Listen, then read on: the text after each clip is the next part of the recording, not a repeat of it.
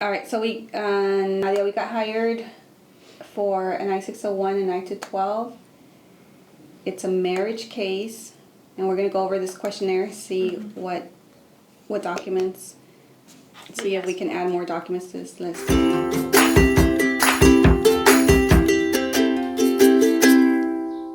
So Ciro hired us for his wife. Yadira is in Mexico. Ciro lives with Yadira in Mexico. So Ciro has to travel every day to and from Mexico. Okay, and the children are living in Laredo, Texas, because the children. Sorry. Oh, that's what he said. Okay, they all live in Mexico. Even the children. Yep, and they travel with him to the U.S. side in the mornings for school. Yep. So Ciro works in Texas, and Ciro, Yadira, and the children, they all live in Mexico, but Ciro has to travel with the children every day to take them to school in the mornings, and then Ciro has to go to his job, and then Ciro picks them up from school and takes them back home. Correct. In Laredo, Nuevo Laredo. Correct. So that's already dangerous for him to be traveling back and forth.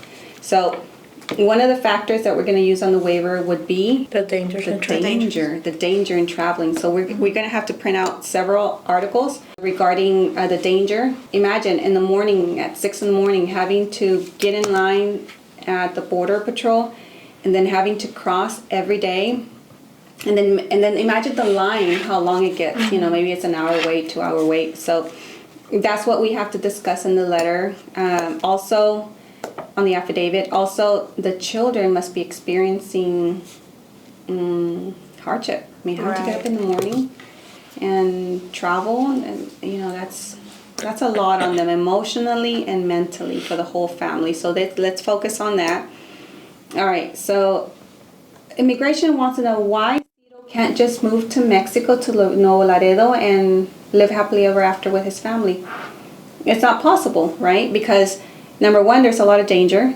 Second, he does have a job. I see he works, right? That's right. So he gets a paycheck. He earns in dollars. So if he would move to Mexico, then he will get pesos and he can't really afford the same lifestyle. So that's what we have to explain on the letter as well. All right, so we have to prove that they are in a marriage, that this is a marriage case. So how we're going to prove that? Marriage certificate. So we have the list. You gave them a list of documents and the marriage certificate is there. Yes. And then we need the blue letter, which you asked them to provide. And then we need her birth certificate to prove that she's from Mexico. And then we need citizenship or residency. We have his birth certificate. He was born in the U.S.? Yes. Great. So then his birth certificate. Acta de nacimiento. They have a daughter? Or who's That's his son and daughter. The first one that you marked. That's the son. Yes. Okay, and the daughter. So Yes. birth certificates to prove that they are their children and that they're minors. Yes. All right, and then he has a job. So are we submitting, did we ask CheckStep to prove that he has a job? Comprobante de ingresos del mes de agosto para. Great. Talones de cheque. We have to prove. Does he have benefits? Yes. Like insurance, health insurance? Yes, through his employer, yes. For himself and his son. All right. So why is it important why is it important that we prove that he also has insurance, health benefits? It's important because he has benefits in the U.S., so it's not easy for him just to leave what he has in the U.S. and move permanently to Mexico because he has a job. He has, and we can prove it with CheckStep, he has benefits, and we can prove it with if he has 401k, things like that. So let's add that as evidence. So he has a mother who's a resident, and is she elderly? Not yet. But she is a resident. So yes. Ciro has ties to the U.S. So you want to add all the family ties, which is parents, children, siblings, mostly like the immediate relatives. So in this case, he has a mom and dad, and they're both residents. So do we have their resident card, or did you ask for the resident card? Yes, he sent, the dad sent he lost his card, but we have his receipt notice for that. Okay, here it is. All right, so I'm going down this questionnaire. So this is a questionnaire we filled out with a client, And next question, okay, so he has children. We got, are the children are in school, right? Yes. So we asked for proof that the children are in school. Yeah, we added it. I added it to the list. So I sent him a new list of the documents Okay, great. he was missing. So why is it important that we add a school record for the children? It would be important because immigration, we can prove to immigration that the children are in school. Because once we write the affidavit, look, the children are in school in Laredo, Texas. I have to drive. I have to take them to school.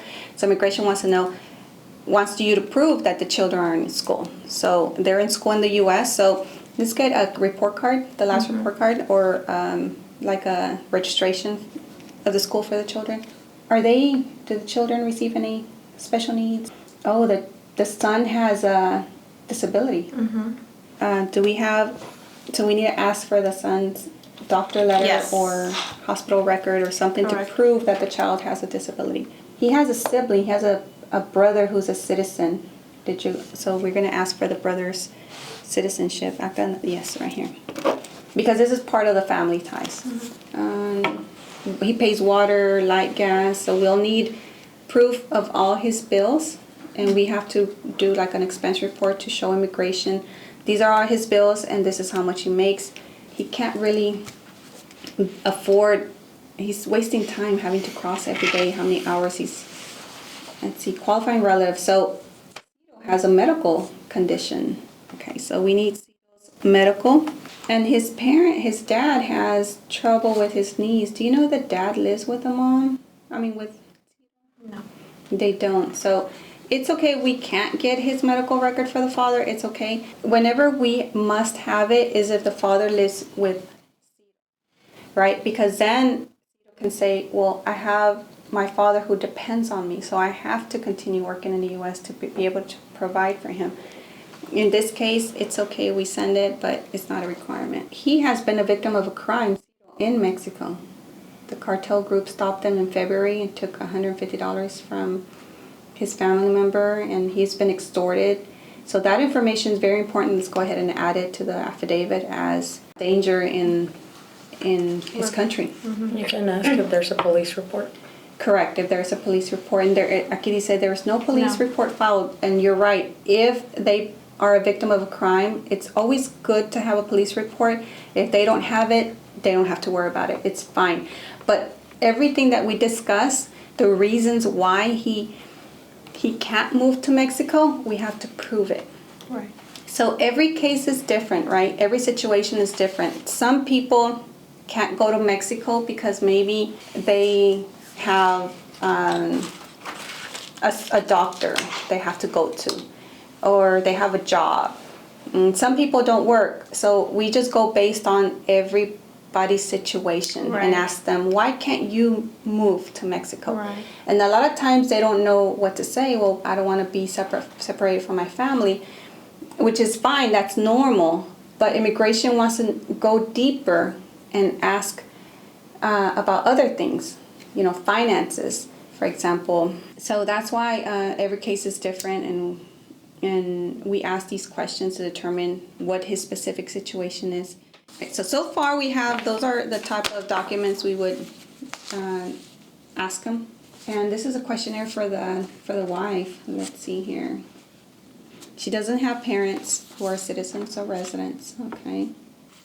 She doesn't work, right? No. Yeah, she doesn't work. She's unemployed. It's fine. She has no medical condition. Okay.